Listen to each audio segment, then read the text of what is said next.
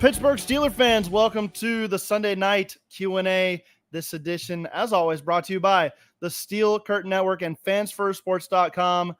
Good to have you here on our live YouTube feed, live Twitter feed, live Facebook feed, wherever you're getting it. We appreciate you joining in live. And if you don't get to catch it live, be sure to tune in wherever you get your podcasts, whether that's Spotify, Apple Podcasts, wherever you get it, we are there. The Steelers Sunday night Q&A. We're going to talk some preseason football. I'm sure you'll have questions about the Steelers preseason week 1 matchup against the Tampa Bay Buccaneers and everything that went down there. But first, I do want to introduce my guest for tonight. You know him. You love him. It's none other than Shannon White. What's up, Shannon? How you doing tonight? I'm doing great, Jeremy, and just happy to be here and excited about what we got to witness Friday night. Of course, I didn't get to watch it till Saturday. Okay. But it was quite enjoyable, and I'm excited. Oh, man, it was so much fun to watch. I wasn't going to get it, but then we made a last-minute decision to go up to Ohio for the weekend. Mm-hmm. And Friday night, turns out they were playing it live on NBC in that part of Ohio, Columbus area where we were. So that was a surprise, a welcome one. Got to watch it live, and the boys look good. Oh, yeah, I'm envious. I get so frustrated. So we just stayed busy, and I stayed away from the TV because it's frustrating when I want to watch my Steelers and I don't get to. But I would catch them on my phone updates, and I'm like, oh, they're doing something good. I like the score. So and then getting to watch it, I DVR'd the NFL Network the next morning, and man, I was just really impressed. It was awesome, and we'll dive into it a little bit deeper throughout this show, but I do want to welcome in those listening. We got the regulars, we got Afton, we got Reginald, we got Jared Devil. Let's see, who am I missing here? Matthew Baum, we got Jim Dillon, Vinny Aguakun. I hope I said that right, man. Christopher, welcome in, buddy. Claude Bishop, we've got the family of the gang here tonight, and it's going to be fun. Get those questions in the comment section. We will answer those for you. But while we're waiting on the first couple questions, Shannon, I wanted to throw it to you real quick. The title of this episode is The Reason for the Preseason. 'Tis the reason for the preseason. And kind of with the thought process of why do we watch preseason football? What is it about Steelers preseason that makes you tune in, Shannon? So give us something from this last game that really reinforce the reason why you turn on the TV when it's on to watch Steelers preseason football. Well, I honestly love preseason football. By the time the preseason rolls around, I'm like an addict. I've missed it. I'm craving it. So when even if it's preseason football, I love it. I love the underdogs. We know there's certain guys you can count on. Your Cam Haywards, your TJ Watt. Those guys, Minka Fitzpatrick, we know what they're going to provide.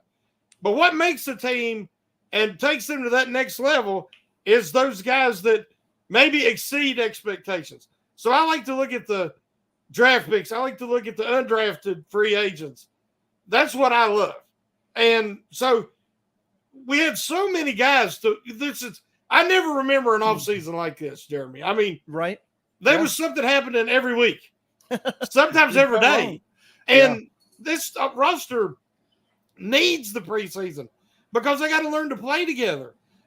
This is for a lot of them. This is all new, and so there was so many guys we wanted to focus on.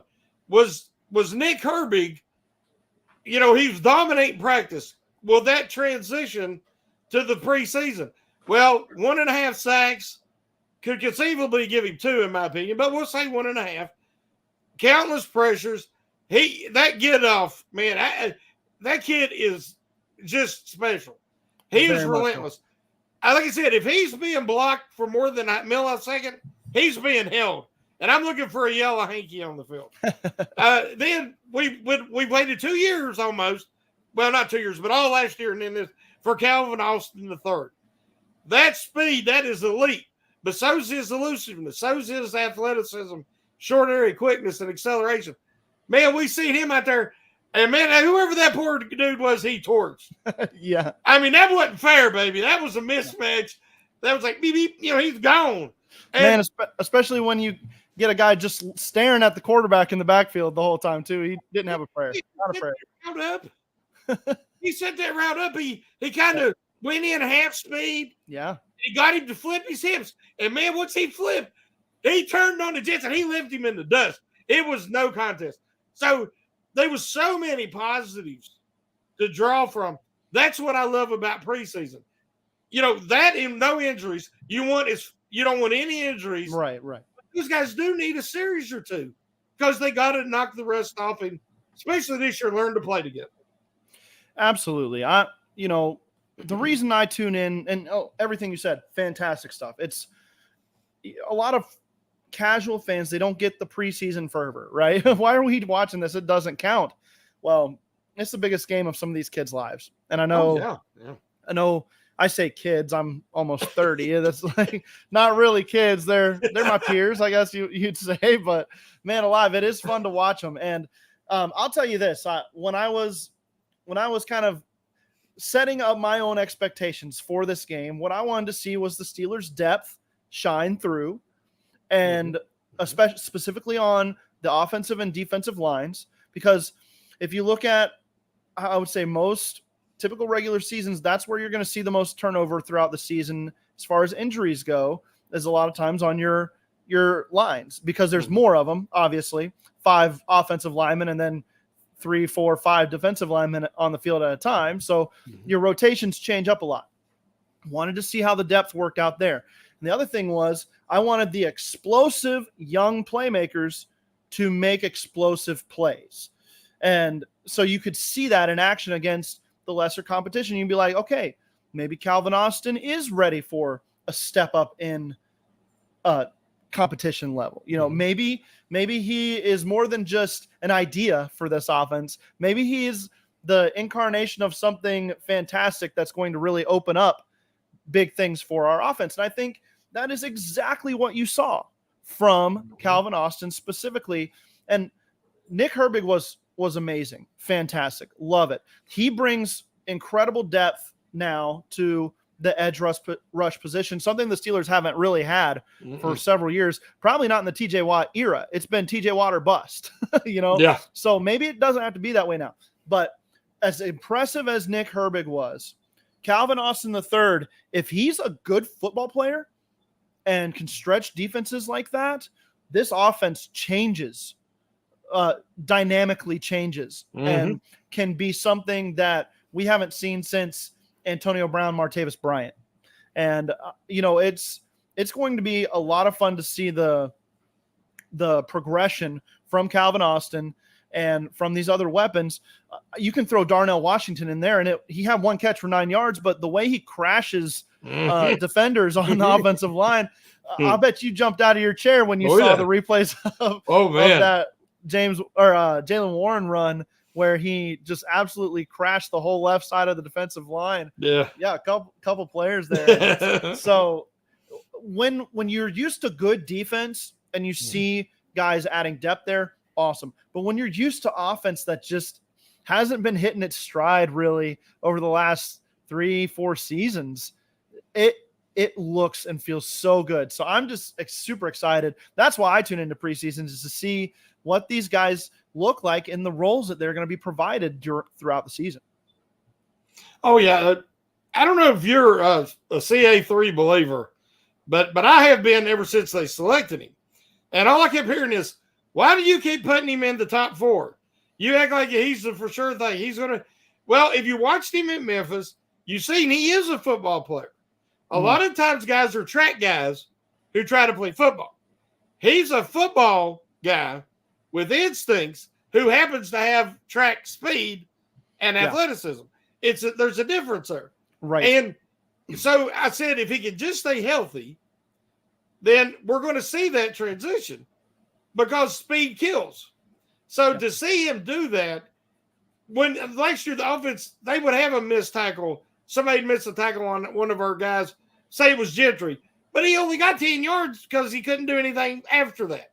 Yeah. They didn't have a speed element or that big play element. Now, as you see, they got Calvin Austin III, they got Darnell Washington. If they miss on him, He might hurdle a guy, he might truck a guy, but he ain't going down easy. Right. Yeah, absolutely. So the splash play, the big play, that's back.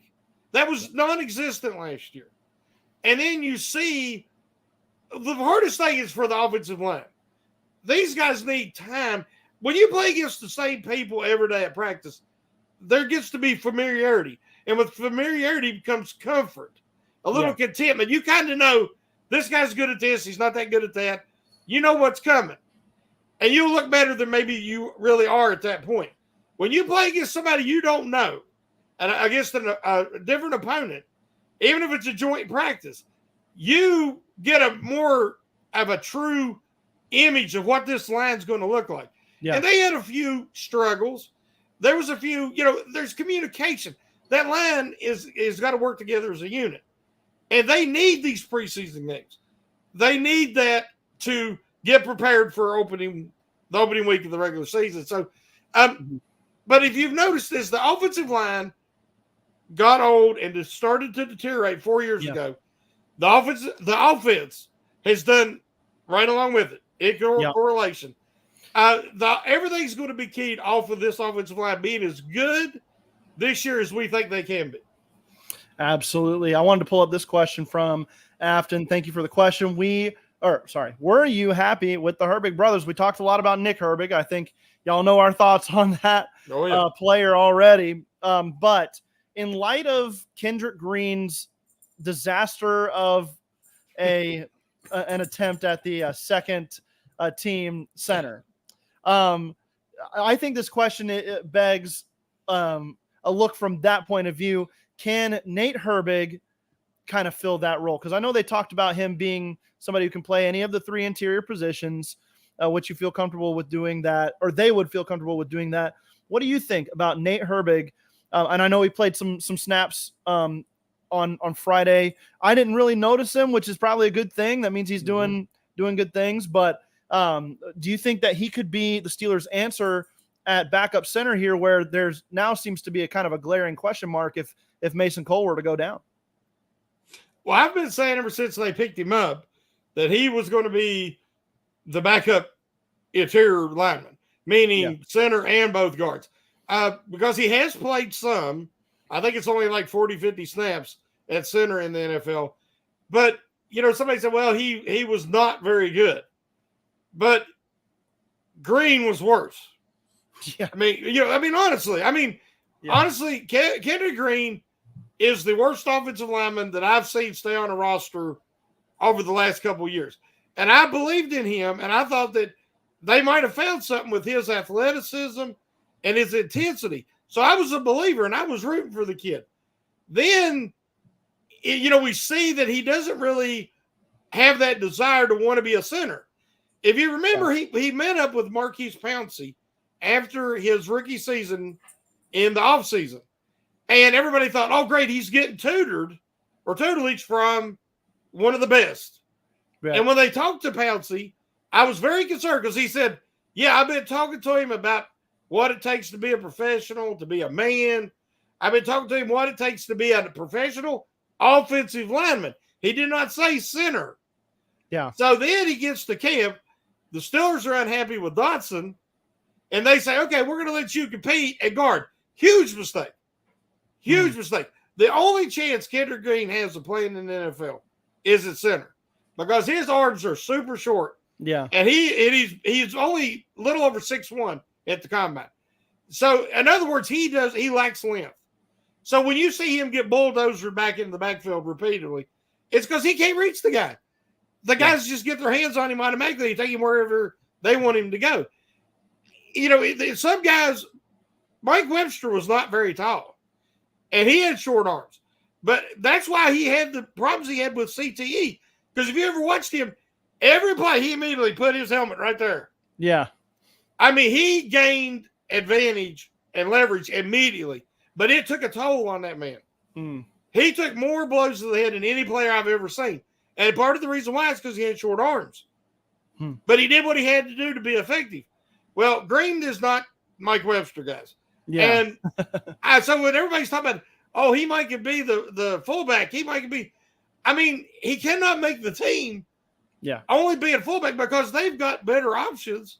Yeah. On this team right now, to be that backup center and Nate Herbig, and I'll be honest, I'm hearing good things about Spencer Anderson. Yeah, I agree. The ultimate versatile guy, 5 positions. Mm-hmm. He played them all in college at Maryland. He's 6'5", got good length, and really scored higher in his RAS athletic score. Yeah. I mean, he's got a lot of potential. He got a lot of playing time today in practice. Yeah. And looked strong based on reports. So what I'm saying is I just think that the Green experiment's over and I'm done with it. So in your opinion, he is not on this team when it cuts to 53 happen? I don't see it. Not what I'm basing it on. It can't be for fullback. Right. Absolutely. He would have to show that he can be a contributor on the offensive line before he ever gets a shot at fullback. Yeah. Absolutely. All right. This isn't a question, but it's a statement. I want to see if you agree with it here, Shannon. We saw that Mason is better than Mitch. That is what Claude is saying here from Friday night. It's hard to argue with that based on the box score, but do you believe that, or are we just kind of like Mason Rudolph is the best third string quarterback in the league, probably playing against other third stringers, and he's just gonna look good doing whatever he does in the preseason? Well, I don't want to see either one of them starting. I'll say that to begin with. Yeah. But Mason knows the Steelers system. He's been a part of this franchise for years now, and this organization. So he is very comfortable. This is Mitch's second year. Last year he was competing to be the starter, even though everybody kind of knew he was. It really wasn't a true competition. Like Kenny Pickett had no shot at starting, and they wasn't starting Mason Rudolph for sure. So It was Mitch's job to lose last year. This year he's coming in, and he's working with the second string a lot of times. They're saying we're going to try to work on this play or that play. It's not a normal game situation, the normal weekly game plan. So I would expect Mason to maybe look better. Yeah. For 2 reasons. One, his familiarity with the system and his experience level, plus the level of the competition he's going against. Yeah, and I mean, you've got Calvin Austin, who's going to be on the field for the Steelers this year, running against the third string cornerback. That just ain't fair. Right. So, I mean, Mason Rudolph, I think one of the biggest things to remember is the dude throws a really pretty deep ball. Oh, yeah. But he struggles. Yeah, struggles in other areas. Trubisky, he's not super impressive on the deep ball, I guess, as much as maybe Mason would be. That's Mason's calling card, I'd say. But Trubisky, just in preseason action, I don't expect either like him to look fantastic, and you shouldn't expect that. I guess what I'm trying to say is, like, you want him to maybe get the ball to some players, but for him to look like, oh man, this guy is locked in as our QB2, and we're going to be just fine without Kenny Pickett. If we're just fine without Kenny Pickett, then Kenny Pickett is not what we're hoping he's going to be this year. You know what I mean? So, so something to consider there. Let's keep it on the quarterbacks here. The guy who actually had a higher passer rating by the end of the game than Mitch Trubisky was Tanner Morgan. And that's pretty rough because he looked a little rough out there, but doesn't get many snaps in camp. So this question from Afton, why do you think Tanner Morgan played so much? I just think it's because they know what they've got in Mitch and Mason. Mason doesn't need to go out there and put up 300 yards passing on fourth string guys in the preseason. That doesn't benefit the Steelers at all. So let's get Tanner Morgan in there, see what he can do, give him a chance. Even if he's not going to make this team, maybe another team watches this tape and says, ooh, there's some things we can work with here and makes a play on. So it's good for Tanner Morgan. It's good for the Steelers too, because you never know. There are hidden gems out there all the time. Everybody think Jaylen Warren last year. You give him a shot and he kind of stuns you. Didn't necessarily happen with Tanner Morgan, but that's why he played so much. You're just giving this guy some reps, letting him see some action. He doesn't see it a lot in practice, like I said, and you don't need to see these other quarterbacks out there for 4 quarters. So that's kind of my take on it. Do you have anything else that you would add to that? No, I completely agree. Tanner Morgan, the poor dude, just barely last week started getting any snaps at practice, and then they put him out there in the game because, unlike the Baltimore Ravens, who I think have won 24 straight preseason games or something, and it's just incredible streak. They're real proud of it. Steelers couldn't care less. They want to win, but they're more worried about working and improving. And so, you get to that late third and early part of the fourth quarter, they're like, put that camp arm in there. Yeah. Let him take the lumps. He's in there with future car salesman, insurance salesman. Right. And, we might get one of these 3 guys that's going to be around killed. So Tanner Morgan, that's why he got to play so much. Yeah, I'm in total agreement with you there. I was just looking here. Our good friend Matty Peverell says you're letting Mitch off the hook, Betts. Maybe I am. I will say this: there were some people kind of criticizing Cody White for dropping the deep ball from Trubisky and it turning into an interception. He probably should have made the play on the ball, but Mitch underthrew that ball. Floated it was behind him, yeah. It was behind him. It was short, so he made Cody White have to go up and get it instead of stay in stride and make a play on the ball underneath it. So I will say that not totally letting him off the hook because there are issues. We saw it in the Ravens game last year where he threw 3 picks. It's like he's turnover prone. That's just the guy he is. We know who he is. So I just don't know if the guy we know Mason Rudolph is better. I don't necessarily know if that's the case. So let's pop up this question here. Steelers freak, will they continue to open the playbook and not rely on 1970s fullbacks? 30 points or more are needed to get through the AFC playoff gauntlet. Let's break this down into parts here. I think the playbook's wide open, Shannon, this year. I don't think there's any holding back. So we agree on that. So let's talk about the 30 points or more. That's been talked about a lot.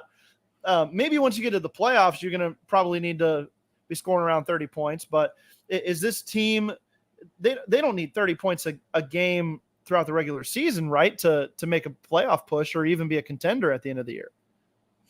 As long as the playoff defense doesn't look like the playoff defenses looked during the last 5 playoff games. If that's the case, they need 40-some points a game. Right. Hopefully, this defense is the real deal, and we'll get them to the playoffs. And the Killer Bees didn't average 30 a game, guys. And you had Ben, Bell, and Brown at the height of their powers. It's just the Steelers' offense has never been that wide open, ultra aggressive Kansas City type offense. They've always been more defensive focused. And if they get a lead, I can't remember what the record is, but if they're leading by 10 points or more at any point in the second half, they've only lost like 2 games in the last. Yeah. It's crazy. So they play conservative. They want to pound the ball and play conservative, and they're fine with punts and controlling field position and leaning on the defense. That's not flashy. But they won 2 Super Bowls doing that during the Big Ben era. So I'd like to see them conceivably get up around 26, 27 points a game because I do think the defense is going to be improved this year. And if they're averaging, giving up 18 and they're scoring 26, they're going to have a really good season. Yeah, I agree with that. And, points per game can be misleading to a point as well because it determines what I'm trying to say is that the winner is determined by how many points you score in each game. You know what I mean? Yeah, in individual games. So if what's needed to win is 17 points and that brings your points per game down, so be it. You won the game. If what's needed to win is 33 points and you can pull that off, so be it. You win the game. Not every game has to be 33-17.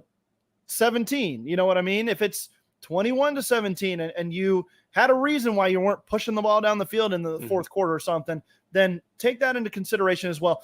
Can the Steelers score when they need to? That's going to be the question. Yeah. And I think we've got to, in our stats-driven league, we've got to kind of push off some of these stat-filled thoughts, and don't tell Dave Schofield on the Stat Geek that, because you know what I mean. But, it's not all about that. It's about what you do on an individual game basis. So with that being said, we're going to take a quick break on the audio side. If you're here with us live, we're not going anywhere. Stay tuned. The Steelers Sunday night Q&A, will be right back. All right, welcome back to the Steelers Sunday night Q&A from the Steel Curtain Network. I'm Jeremy Betts. That's Shannon White. We're talking Steelers preseason football. We were talking points per game in the last segment. Shannon, there's a lot of talk about the offense specifically for the Steelers needing to improve. We've been talking about that a lot here on this show specifically as well. But do you think that there is room in the NFL today for a team to win with defense? Is that something that can still happen, or are we totally dependent on this offense actually moving into the upper echelon of groups for them to have a chance at a Super Bowl? Okay, when you say win, do you mean so many games or win a championship? No, win a championship. That's no. I think that the NFL game with the rules changes is at the point now that you can't be truly a one-dimensional defensive only team like, say, the Ravens were when they won with Trent Dilfer at quarterback. Those days, I think, are gone. You have to be able to have a certain amount of offense. As you said, score when you have to. Make the winning plays. Because the Steelers won 9 games last year without an offense. Right. I mean, they really had no splash plays. Yeah. They were so few and far between. They could not score in the red zone. But we're seeing a difference now. Somebody asked earlier, I commented, and I wanted to bring it up, but talking about Matt Canada, are we seeing a difference? Well, we've only seen one preseason game, but reports coming out of camp, they did a jet sweep the other day with Connor Hayward, and he threw the ball to, I think it was Zach Gentry, for a touchdown off the jet sweep. That was something you would never even thought of. Yeah. Matt Canada offense doing. But we're getting to the point. Last year, Mike Tomlin's seen when they were 2-6 or whatever, he said, okay, the only way this team's going to survive is to play good defense and ball protection, ball security. Yeah. And he just handcuffed Canada's offense. He handcuffed Kenny Pickett, but he had to. And it worked. They won 9 games. They were relevant. They wanted to stay relevant, and they were relevant at the end of the year. This year, you've got an experienced quarterback who has had a whole offseason to work and build chemistry with his receivers. He knows this offense inside and out. Watching that first drive, he only got one, but he was in control. He was comfortable and confident. And if you noticed, no pressure up the middle. Now, he still got a little pressure at times. Yeah. But it wasn't immediate up the middle. Right. That is the worst thing for a young quarterback. So I think we're going to see an offense this year that as that offensive line gels, they're going to become more and more comfortable. Just today in camp, they said that a lot of seam routes, a lot of the middle of the field, and we see some Friday night. When's the last time, guys, that we've seen the middle of the field as an actual open target for this offense? It's important. They've been playing on 2 halves, on the third, 2/3 of the field, middle of the field. You don't have to cover there because the Steelers ain't going there. I think we're going to see a more true vision of Matt Canada's offense. We're going to see what Kenny Pickett is capable of doing. Yeah, because I believe the kid's a winner. Yeah, and I believe he is very comfortable in this offense. And now they have such a plethora of offensive weapons of all shapes, sizes, speed. I mean, it's impressive. And we just saw the tip of the iceberg Friday night. I'm expecting big things. And then in a minute, we're going to get on the defense a little bit. And there were some things I seen there was very encouraging. Yeah. I still think, you know, obviously you got to be able to score points. And there have been some comments in here. Yes, you definitely have to score points. You know, I'm not saying that you can't, but one of the comments was about the Eagles needing 39 points. And they had a good defense. They had all these things. Well, their defense didn't show up in the Super Bowl. If the defense shows up, then maybe that's a different story. And yeah, you know, the offense would have needed to score some more points to make up for what the defense didn't do. So you need to have an offense that can do that. But I still think you can look at Tampa Bay against Kansas City a couple of years ago. Mm-hmm. They won with their defense. And, you know, the offense did just enough. The Kansas City defense did good stuff against Tom Brady and company as well. That wasn't a high-scoring game. But, you know, when you're talking about the ultimate team sport, you can't just have one or the other. And the underrated thing about the Chiefs these last few years is that their defense absolutely turns it on in the playoffs. As far as disruptive plays go, they may give up some points, but they're making disruptive plays and setting up their quarterback and their offense for success. And so the Steelers have to win on both sides of the football. You can't just rely on one or the other. Defense is going to be a huge role in it as well. And you need your defense to show up in the big moments. That's been the thing that the Steelers defense has not done in their last several playoff appearances. I mean, in those big score losses, the Steelers scored big points. You know what I mean? So honestly, there was an argument to be made that Nick Bolton could have been the MVP of that Super Bowl last year. Yeah, absolutely. So that shows you, you know, we talk about Andy Reid and Mahomes and Kelsey, but that defense has been very underrated, and it turned that game last year, and Bolton was huge throughout. Yep, Chris Jones as well. Exactly. You know, they created interior pass rush, and it helped those guys out. But yeah, it's a team sport, is what I'm trying to say. Yeah. If the Eagles defense had shown up and done what they did all year, they wouldn't have needed 39 points because they would have been sacking the quarterback and they would have been taking the ball away, and they did not do that. So there's nothing Jalen Hurts and company can do about that. You know what I mean? And I agree. I mean, you could argue too that Jalen Hurts or that the Eagles win that Super Bowl, you know, without needing that many points if Jalen Hurts doesn't just drop the ball, kick it out of his own hands on one play, you know, and that's where Nick Bolton took it to the house. And so you have the big swing plays like that. Yeah. So, you know, the Eagles can look back and say, man, if our defense had done what it needed to, if we had one play swing our way, we're Super Bowl champions. And so it is ifs, but you do need your defense to show up for you to win championships, especially when it comes to creating some splash plays for your offense. So let's see any other questions. This is kind of the talking point right now. Oh, here's a good one from Afton. Did any of the defensive back play surprise you? Anybody stand out to you, Shannon, that you really like to see? Well, you know, I was shocked that Joey Porter Jr. didn't play because I was really looking forward to it. But, you know, you don't want to put him out there until he's 100% and he's ready because, you know, you don't want to hurt his confidence in any way or have people getting down on him saying, well, that doesn't look like he should be, you know, he's going to be a starter maybe this year. So, so they went with a lot of, you know, none of the other guys really played a lot. It was really Pierre played basically the whole game, and you got is it Luke Baku? I'm not saying his last name. Baku. Yeah. They've looked really good at camp, and they had some moments. I think Pierre had like 9 tackles, but he was doing a lot of tackling after the catch. Now he was limited yak yards.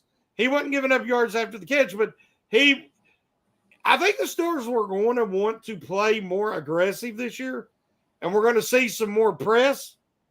I think it was definitely part of the plans if, say, you had Joey Porter Jr., Peterson, and Corey Trice out there. But now with Corey Trice not making it, being hurt and out for the year, it opens up a spot for Barku. Yeah. And he's very talented. He's slender. But if they play a true press, a hands-on, aggressive press at the line, I think that they have guys who could hold up for that 2 seconds to give that pass rush a chance to be disruptive. But this was kind of vanilla. It is the first preseason game. I was impressed with Pierre's tackling. Barku missed some. He whiffed in open field on a couple.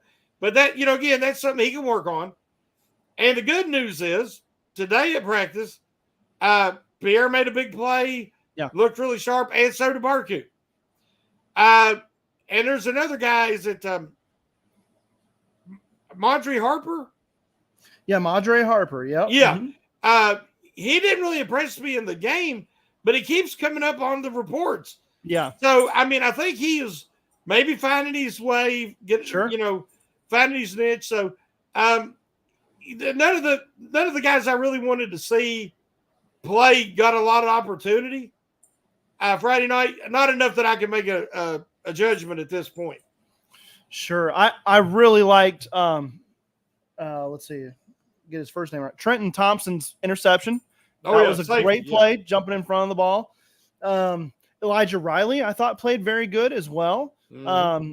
I'd have to go back and look at all the coverages that he was assigned with, but I think he held his own and he made some good tackles.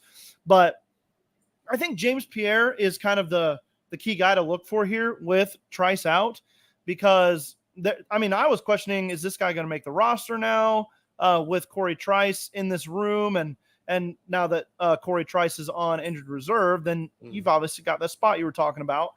I wasn't super impressed with his stickiness and coverage necessarily, but when the catch was made, he tackled the catch very well. And he is very good in run support. That is one thing that he does a great job on.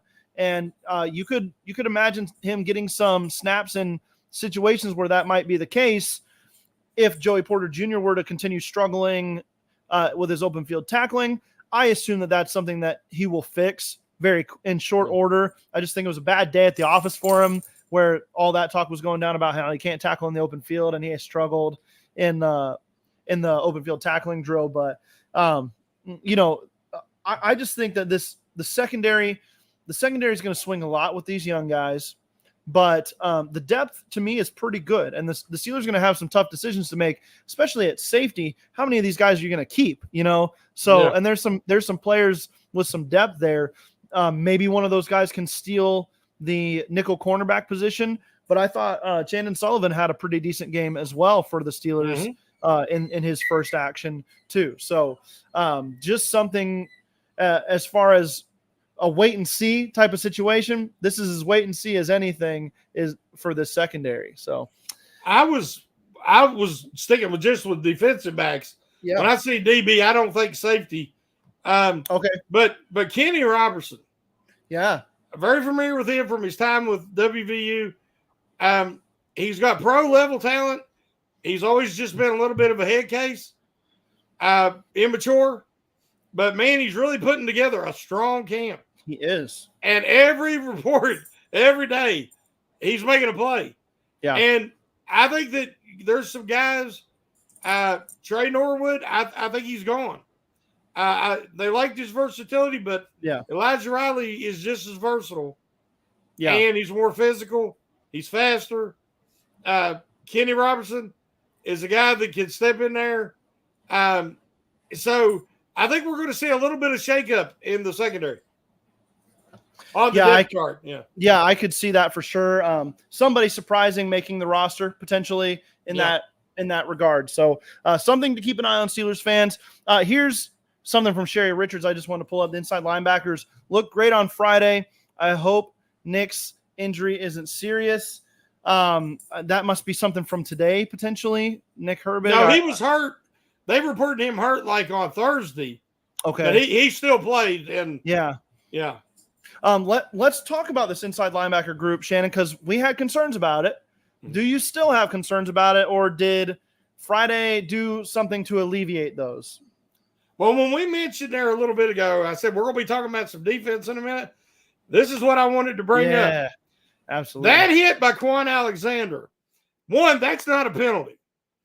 That's a ghost flag. I do not like that at all. But that was the type of play, attacking the catch and driving through the guy and punishing the ball carrier. The Steelers haven't had that in years.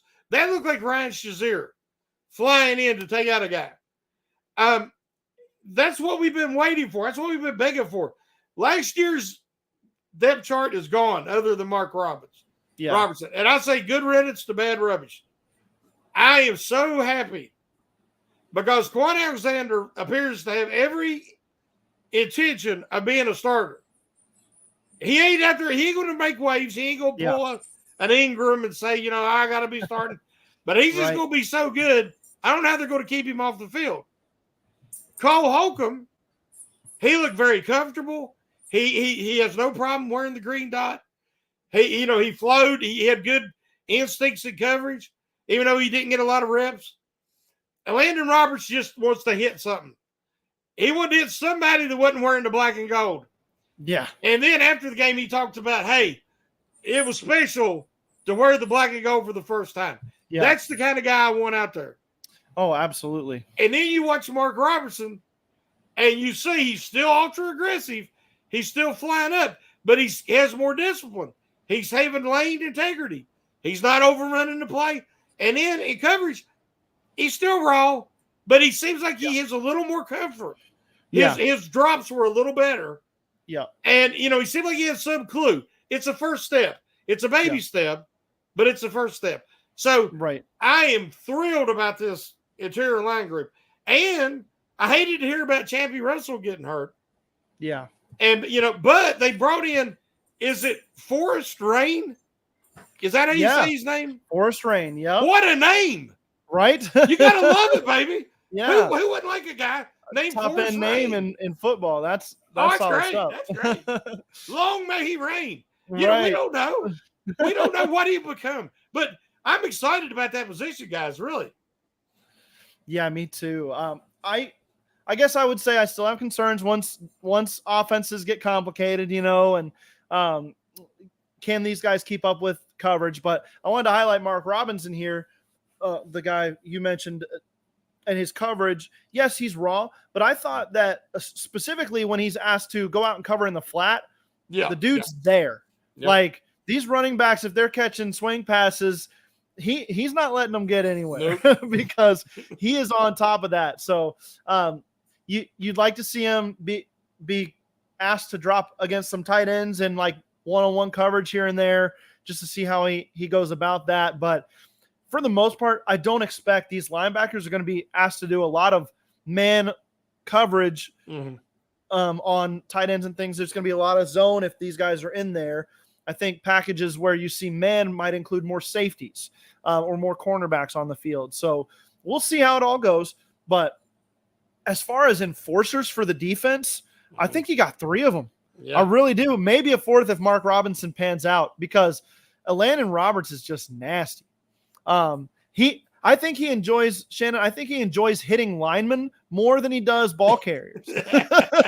He's like, I just want to stick my helmet in somebody's rib cage, and he does it, man.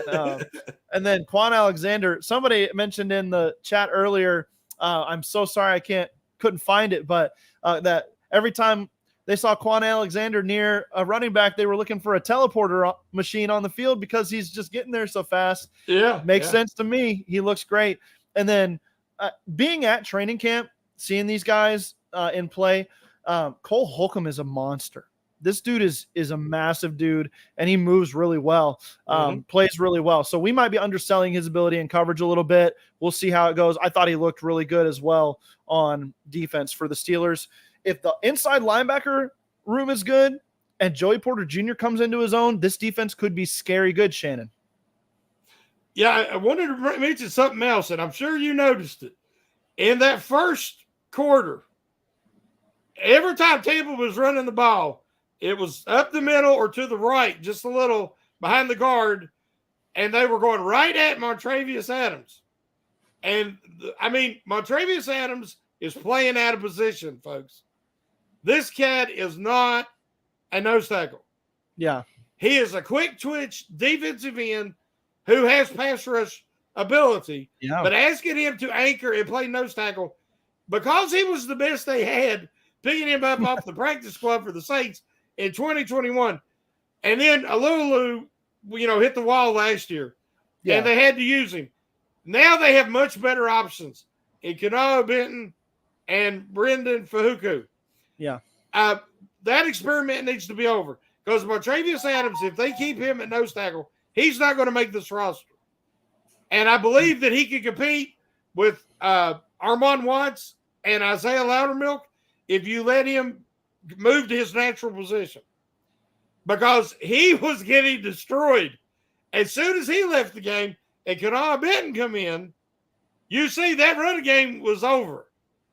Benton impressed me. Benton is heavy-handed. He clubs guys. He gets leverage advantage. He's so strong and so athletic. I think if he's too athletic to stay at nose tackle. I think he'll be either Ogunjobi side or Hayward side eventually. But he can play nose because of how strong he is. But man, he was dominating. He made that Bucs line look pretty bad at times. And that's a rookie in his first preseason game. So listen, everybody get excited. Yeah. About Keanu Benton. Yeah. Keanu Benton he's a monster. Yes. His stack and shed ability really showed at the Senior Bowl. I got to watch some of the practices and highlights of that, and he was one of the best on the field in that regard. I think that's why the Steelers like him. He's one of those guys that would give Kendrick Green fits on the interior because his arms are so long. You just get him in a stiff arm and it's over. But I didn't want to bring this up because we've been super positive, as we should be. But Brian Brown makes a good point here. Am I the only one who noticed Tampa Bay kind of stinks? I think you're not the only one who noticed it, Brian, but we're trying to stay on the high end side of this right here. But I will say this. Yeah. Tampa Bay, yes, they did not play their starters. And they've got some good higher end talent, but I think still preseason game. Let's do as a collective kind of take a deep breath, lower our energy just a little bit because it is just preseason. We got to see it in the real thing first, but it's a taste, Shannon. I think that's kind of what we're seeing here. It's just a taste of what could be to come, and it's exciting. And they may be bad, Tampa, this year, but first test the Steelers have had in a long time, like you mentioned, not in black and gold. And if the Buffalo Bills come to town this week and play any of their starters, we might see a little bit more of what the Steelers team's really made of in the first couple periods. It'll be interesting to see because that Buffalo Bills team is one of the teams the Steelers need to have their sights on if they want to be a contender in the AFC. So Shannon, close us out with some final thoughts, and we will head out for the weekend.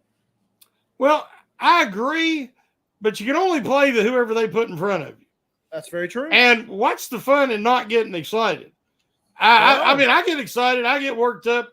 I understand that Tampa Bay didn't play a lot of their starters, but how many guys have we seen that we've been rooting for and wanted to see do good in the preseason, and they've not done well against second, third string guys? You have to do it. The first time's always the first time. And you got to prove it first in the preseason. And then as you get in the regular season, then you're going to have to prove it all again. I don't care if they go 3-0 this preseason. Yep. And beat everybody. They still, that first game, the regular season, is the only one that matters because that's the real deal. But you can tell, guys who do things consistently and have tendencies, there's a good chance it's going to happen again. Better than a guy that's one big play in a game, and that's it. You don't have much to judge on or base it off on. But when you put the training camp practices and all those reports and eyewitness reports like where you were at camp, then you put that against their preseason performance, then you have something to build on. And you say, this is not just a happenstance, this is a trend. So I get excited. I'm excited. That's just who I am. I'm always positive, optimistic, and I can't help it. But tomorrow will be my first stock report article. Okay. For this season, and I'm excited about that. Check it out. A lot of the guys we talked about on this podcast are mentioned in the article. So hopefully everybody will check it out and we'll get to enjoy it. Absolutely. Always check out what Shannon White puts out on fansfirstsports.com, steelcurtainnetwork.com. Stay tuned to the Steel Curtain Network for all your black and gold needs. We're bringing you updates on practice. We're talking news. There was a Nate Herbig injury in practice today. I'm sure we'll have stuff up on that as soon as that were to become available. There may be something up now already. I haven't had a chance to look. Like I mentioned, I was driving from Ohio today, so made it back, and just ready to see how the rest of this week goes. And you can find all of that here on Steel Curtain Network as we prepare for a home preseason game against the Buffalo Bills. It's going to be a lot to watch there. Follow me on Twitter at thebets93, THEBETZ93. Shannon White, what's your Twitter handle for everybody to follow you at? It's at Shannon W4550. Shannon W4550. Go check him out. We talk Steelers and football. It's a lot of fun. Thank you for joining us tonight on the Steelers Sunday Night Q&A. Couldn't do it without you. Have a good week.